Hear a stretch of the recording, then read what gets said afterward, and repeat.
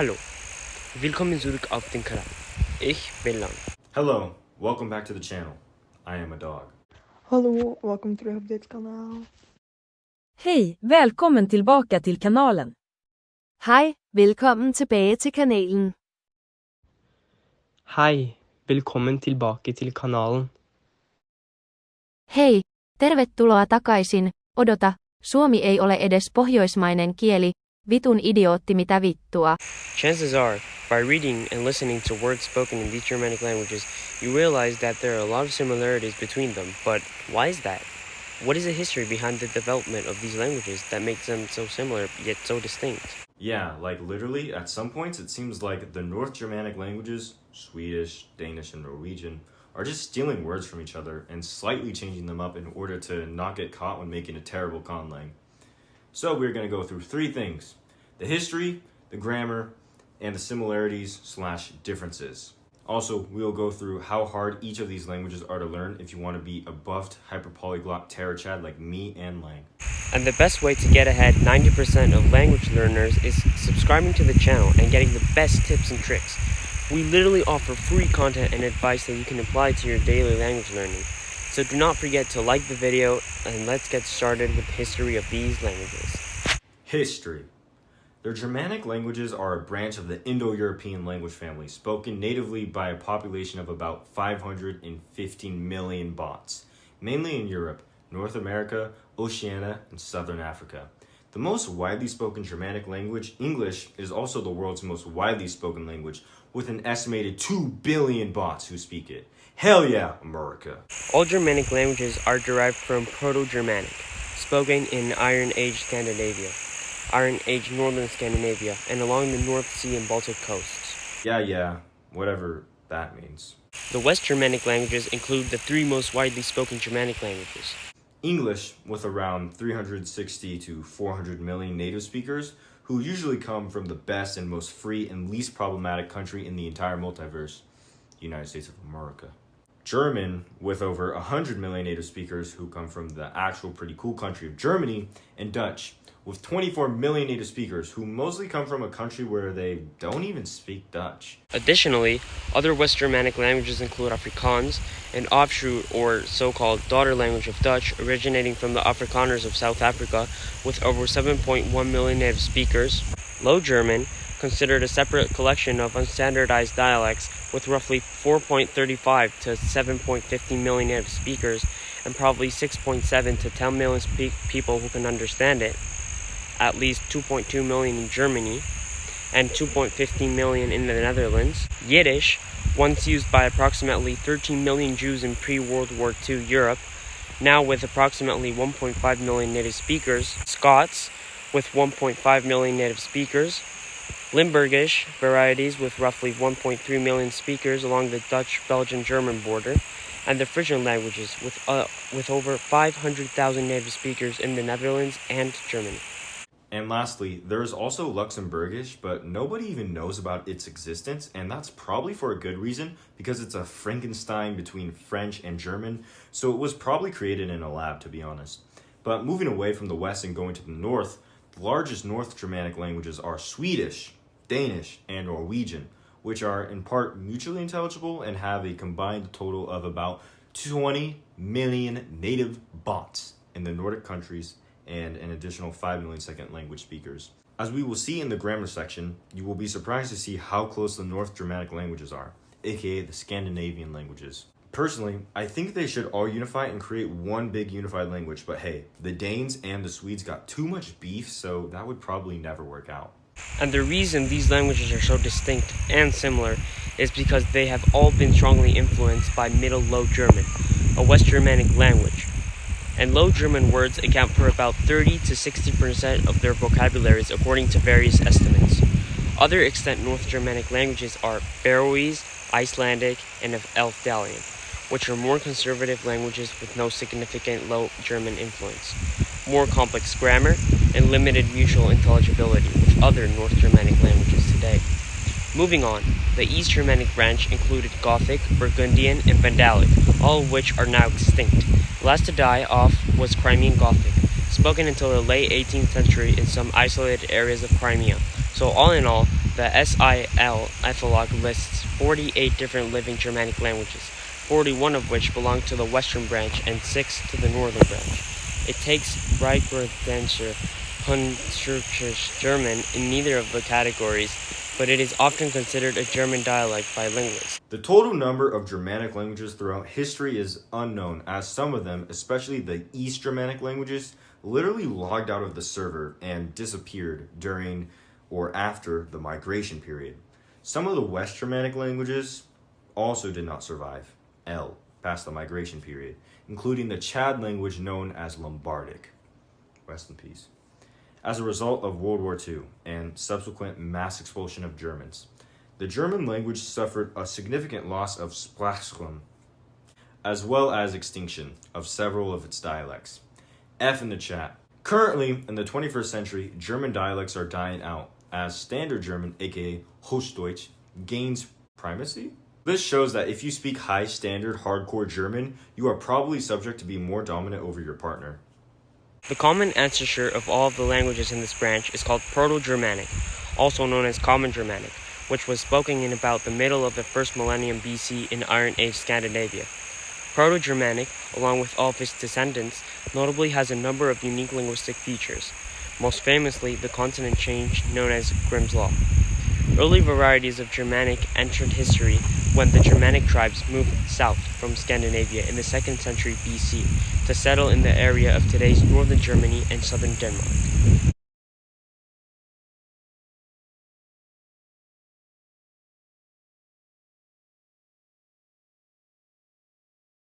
Now we're going to take a quick look at the statistics Germanic languages have to offer.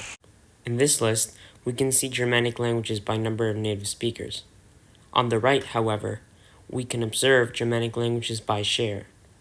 English is clearly the dominant language, with 69.9% of global share, followed by German, Dutch, Afrikaans, and other West Germanic languages. So now that we are done with the history, let's actually compare the grammar of these languages to show off how similar and different they really are. So you can learn some simple sentences and then go to your friends and say that you speak 5 languages fluently. Grammar. The first and most important thing to recognize is that these languages all share a common word order, being SVO, while also having SOV word order in different contexts. To be able to understand this, let's look at a few example sentences. So, SVO stands for subject, verb, object, meaning that the subject comes first in the sentence, usually followed by an action, and then a thing. Here is an example sentence to visualize this, since it's likely that you don't even know what a verb is. Let's start in English. This sentence, you like men, is an example of SVO, which is the grammar structure English uses, because the subject of the sentence, you, comes first, followed by the action of doing something, to like, and then followed by an object, usually a noun, in this case, men. Now, to compare the languages, let's see the grammar in German. The sentence in German would be Du magst Männer. Du, in this case, being you, magst, the conjugation for the verb mögen, which means to like, and then the noun Männer, being the plural form of the word Mann, meaning man. If you are astute, you likely already noticed the similarities between English and German, between the word men and Männer. And if you were really astute, you would notice that the noun Männer is capitalized. The reason this word is capitalized is because in German, it is a rule that every noun is capitalized. Why, you may ask? Well, the reason is, and I quote, to highlight semantic dominance in sentences, showing that Germans are dominant creatures. I'm onto something. Please let me cook. And this also shows how languages develop differently, since German is the only Germanic language and only major language, for that matter, that capitalizes its nouns. Danish used to capitalize its nouns, but stopped in 1948. And on the topic of Danish, here is the sentence in Danish. In Danish, the sentence would be, "Du kan lide men." Pardon my pronunciation. Du, like in German, is you. Ken is the conjugation of the verb kunne. Lide is the infinitive to like. And an infinitive, for those of you who passed high school without learning anything useful when it comes to grammar, is basically, in simplest terms, the unconjugated form of the verb. It's more complicated than that, but we ain't got time, bro. And men is men. This literally translates to, you can like men, which idiomatically means you like men. This shows that, unlike German and English, Danish expresses this sentence differently by using a modal verb, in this case, kan, in order to form the sentence in a natural way, instead of just saying du lider mind, which would sound strange to a Danish speaker, especially because lider can mean to like and also to suffer. So it would be very strange to say you suffer men. Yeah, the closest way to get to saying the sentence in Danish without using kin as basically a helping verb would be du elsker men, which means you love men, or du nyder men, which means you enjoy men, which you probably do. But because there are similarities between Danish and German, we can already see the effects of Middle Low German and Low German on the Scandinavian languages. And maybe in the past, the Middle Low German had a similar grammar structure to Danish. Continuing on with North Germanic languages, let's see how close Swedish is to Danish. To say this sentence in Swedish, you would say du gillar man, literally meaning do, you, gilla, like being a conjugation of gira, and man, so no, unlike Danish, Swedish does not need an extra verb and functions like the other languages. Moving on to Norwegian, the sentence would be du liker men, literally meaning, as you can visually see, you like men, and lika being the conjugation of the verb alike. This is probably the closest sentence to English. Finally, let's finish with Finnish. No, I'm just kidding. Let's finish with Dutch, also known as Lesser German. In Dutch, the sentence is Je houdt van mannen. Now, holy frick, this one is crazy. Word by word, it's je, meaning you, which is distinctive from the word du, because all the Germanic languages just copied off of each other. Hoont being a conjugation of hoeden, meaning to like, van, which actually has an equivalent of or from in English. But in this case, it's used to indicate the object of affection, in this sentence being mannen, which is a plural of the word man, similar to German.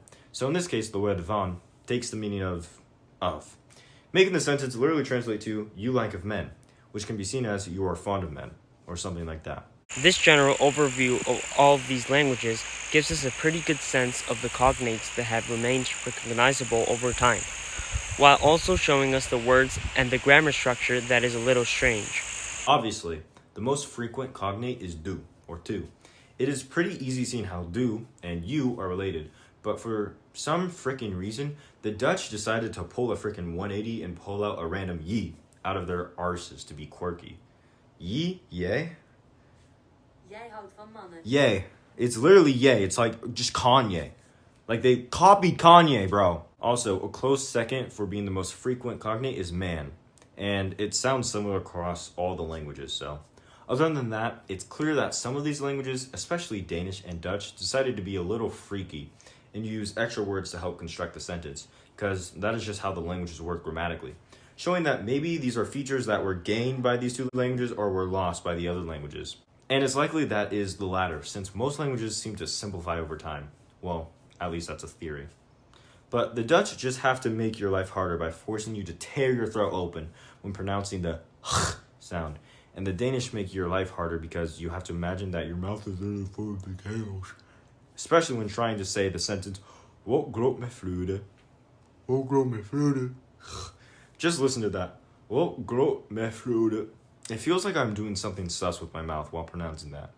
But if you want to be able to overcome these annoying challenges that you may face in languages when it comes to Dutch, Danish, maybe German, French, or just any language, make sure to subscribe to the channel and turn on the notification bell for more content as we provide you with advice that will help you actually study a new language effectively and not waste your time. By the time you are watching this video, we likely already have multiple videos up about productivity, time management, how to measure progress, what resources to use, and all around great language learning advice that you won't find anywhere else in the Matrix. Yeah, and if you don't believe us, you can go on our channel and watch our introduction video to learn more about us and our language journey and how we were able to apply our language principles that we stand by to learn languages and travel the world.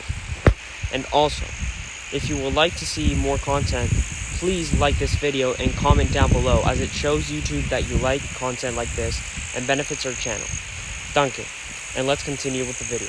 As stated earlier, since some languages like to spice things up, a lot of Germanic languages have SOV structure in a lot of their sentences, meaning that the object comes before the verb.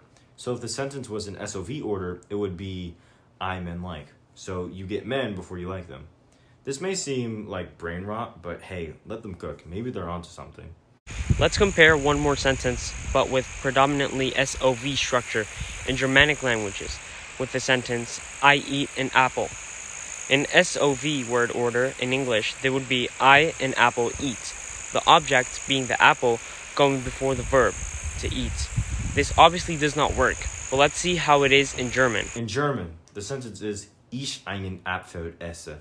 Ich is the subject, einen Apfel is the object, an apple, and esse is the verb, eat. It is important to note that in German, the verb typically goes at the end of subordinate clauses or dependent clauses. All that basically means is that usually there should be one verb first in the sentence, and then the second verb goes at the end. So German people would rather say this sentence as Ich esse einen Apfel, which is SVO word order. To show this visually, if you wanted to say, I have to eat an apple, in German, it would just be Ich muss einen Apfel essen, literally meaning I must an apple eat. Because, you gotta keep the doctor away, bro. The same thing works for Dutch, as you could technically say the sentence Ik een appel eet, but it is more normal to just say Ik eet een appel. Again, to visually show how the verb does go at the end of the sentence, making SOV word order, it would be the same thing like it is in German. To say I must eat an apple is Ik moet een appel eten. Moving on to the North Germanic languages, Swedish, Norwegian, and Danish, the SOV word order is actually not standard in main clauses, but can appear in subordinate clauses or specific sentence constructions. However, I must say that they're not really standard, and most people just speak in SVO order. So it's the same thing as Dutch and German, but we will still look at examples with a different sentence. I know that I eat an apple. In Swedish, we have main clause SVO, Jag äter ett apple, I eat an apple, and then the subordinate clause SOV, Jag vet ett apple äter, I know that I an apple eat. Followed by Norwegian, we have the main clause SVO, Jag spiser ett äpple, I eat an apple, and then the subordinate clause SOV, Jag vet ett äpple spiser, I know that I an apple eat, which is obviously more complex. Finally, in Danish, we have the main clause SVO, Jag spiser ett äpple, I eat an apple, subordinate clause SOV, Jag vet att jag ett äpple spiser, I know that I an apple eat. So basically, the structure of SOV would still be the same in German and in Dutch. However, it's not going to be the same thing where you would see it all the time. German is basically the language where you really have to worry about the word order changing. However, I would say for the North Germanic languages and also Dutch, that SVO works just fine. So this shows that with the majority of Germanic languages, SOV word order is found in the subordinate clause, or for those who still don't understand, just the second part of the sentence. This is very interesting to observe because it shows how all the Germanic languages copied off of each other, while English just ran off and decided to spice things up and arguably make things simpler. Hopefully, this comparison also showed that if you pick up one of these Germanic languages with these clause systems, then you already are familiar with this word order if you want to learn another Germanic language, especially when talking about the North Germanic languages. If you know Swedish, then chances are you can learn Norwegian pretty fast. But probably not Danish, since it's too quirky and elite.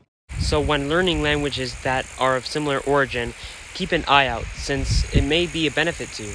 And when it comes to which one of these languages you should learn, and which one is the easiest and which one is the hardest, we can make a separate video discussing that more in depth.